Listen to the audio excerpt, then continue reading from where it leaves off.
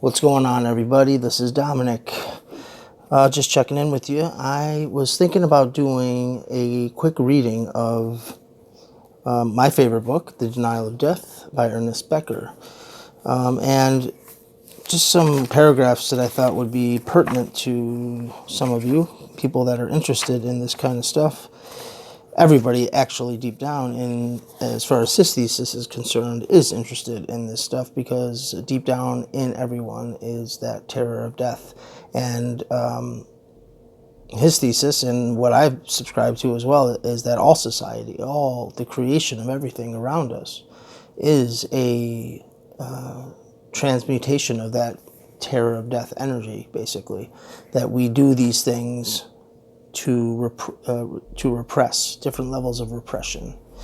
And so there's a chapter called The Recasting of Some Basic Psychoanalytic Ideas. So here's a paragraph. Man's Existential Dilemma. We always knew that there was something peculiar about man, something deep down that characterized him and set him apart from other animals. It was something that had to go right to his core, something that made him suffer his peculiar fate, that made it impossible to escape. For ages, when philosophers talked about the core of man, they referred to it as his essence, something fixed in his nature, deep down, some special quality or substance. They're talking about the soul here.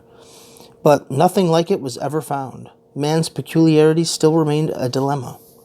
The reason it was never found, as Erich Fromm put it — Erich Fromm is a student of Sigmund Freud — in an excellent discussion, was that there was no essence, no soul, that the essence of man is really his paradoxical nature, the fact that he is half animal and half symbolic.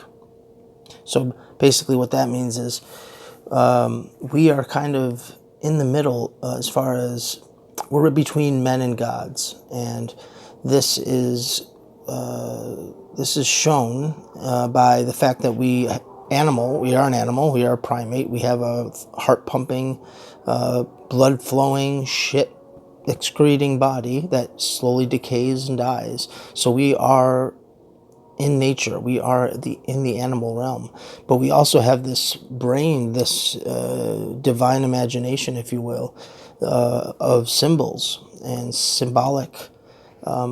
a symbolic reality, a reality where we can soar to the stars in our minds. We are aware. This is the main part. We are aware of our mortality. We are cursed in a way by the future, by knowing, by having a sense of the future and the past. Animals kind of live in this present moment, this kind of sectioned, moment by moment existence.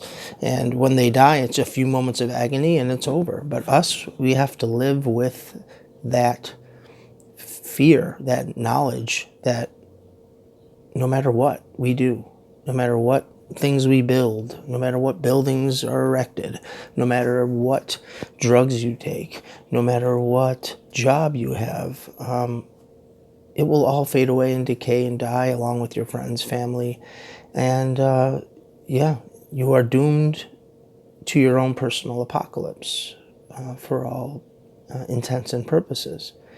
And that is a terrifying, terrifying thing. Now, especially for the child, if you're looking at the child has it, and this is kind of, this is kind of the crux of the deal, because a child can't take, we can barely take this fear. We repress it. We have what are called defense mechanisms. I'm sure many people know what they are, know what that is. Freud kind of elucidated them as far as what, or named them, or kind of gave them a taxonomy. So there's, repression, reaction formation, sublimation, denial, all these kinds. There's many of them. So for the child, this is horrifying. So just to continue on with man, it is only if you let the full weight of this paradox sink down on your mind and feelings that you can realize what an impossible situation it is for an animal to be in. I believe that those who speculate that a full apprehension of man's condition would drive him insane are right. They are quite literally right. Babies are occasionally born with gills and tails. and this is true, but this is not publicized. Instead, it is hushed up. Who wants to face up fully to the creatures that we are, clawing and grasping for breath in a universe beyond our ken? I think such events illustrate the meaning of Pascal's chilling reflection. Men are so necessarily mad that not to be mad would amount to another form of madness. Necessarily because the existential dualism, which I talked about, symbolic and animal, makes an impossible situation for us, an excruciating dilemma. Mad because, as we shall see, everything that man does in his symbolic world is an attempt to deny and overcome his grotesque fate.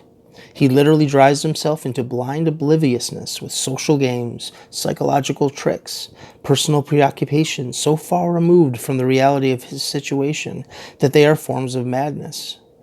Agreed madness, shared madness, disguised and dignified madness, but they are madness all the same. Now this kind of intimates the next chapter when he talks about what personality is. And this is kind of jarring for a lot of people to hear, that personality is a form of neurosis, the formation of a character, of a personality, character traits. So character traits, says Sander, one of the most brilliant minds of Freud's intimate circle of early psychoanalysts, are secret psychoses. So our character traits are secret psychoses. This is not a smug witticism offered in passing by a young science drunk with its own explanatory power and success. It is a mature scientific judgment of the most devastating, self-revelatory kind ever fashioned by man trying to understand himself. So, we are seen behind tight-lipped masks, the smiling masks, the earnest masks, the satisfied masks. These are social masks he's talking about, used to bluff the world and themselves about their secret psychoses. This is interesting. So why most people did not become insane in the face of the existential contradiction between a symbolic self and an animal self? That seems to give man infinite worth, his imagination. It gives us our infinite worth in our minds. But at the same time, living in a body that is worth about 98 cents. Not adjusted for inflation, of course, because this is back in 1973, I believe. So in order to understand the weight of the dualism of the human condition, we have to know that the child can't really handle either end of it. The most characteristic thing about him is that he is precocious or premature. His world piles up on him, and he piles up on himself. He has, right from the beginning, an exquisite sensory system that rapidly develops to take in all the sensations of his world with an extreme finesse. Add to it the quick development of language and the sense of self, and pile it all upon a helpless infant body trying vainly to grab the world correctly and safely. Try to think back to your childhood. The result is ludicrous. The child is overwhelmed by experiences of the dualism of the self and the body from both areas, since he can be master of neither. That's horrifying.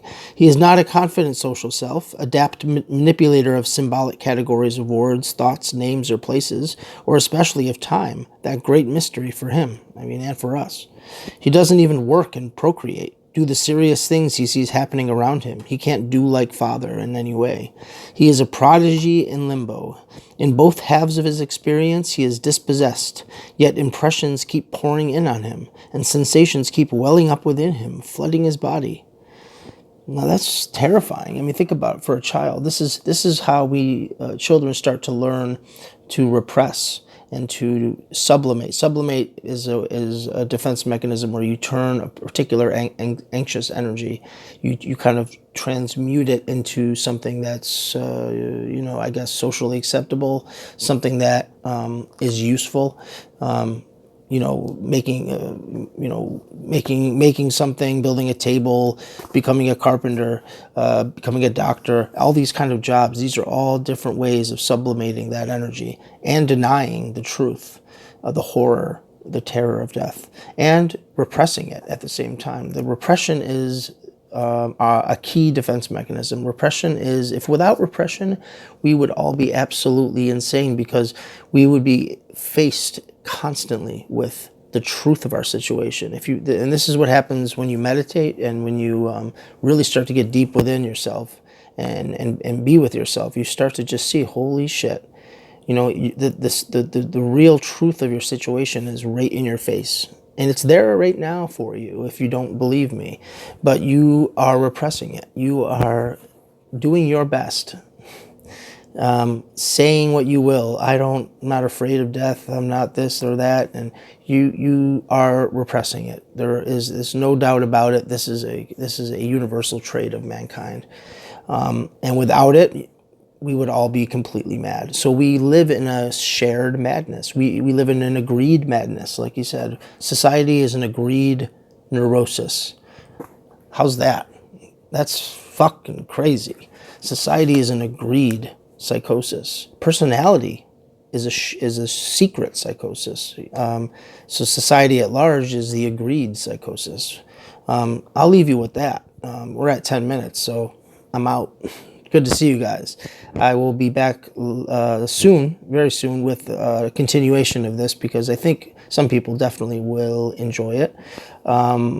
I would really appreciate it if you give this video a like, and if you would subscribe. I mean, you can always unsubscribe if you get annoyed, but I'm just doing my best to try to get community together and people into this stuff. Philosophy, skepticism, empiricism, and existentialism. We're going to get into David Hume as well, which is another beautiful book, an inquiry concerning human understanding, and that is basically lays down the epistemology for at least my worldview. His epistemology is just, I can't see any flaw in it. So I'd like to hear your opinion on that once we get to it. But I just wanted to give you a little taste of The Denial of Death by Ernest Becker. Please read this book. Fantastic. Love you guys. See you soon.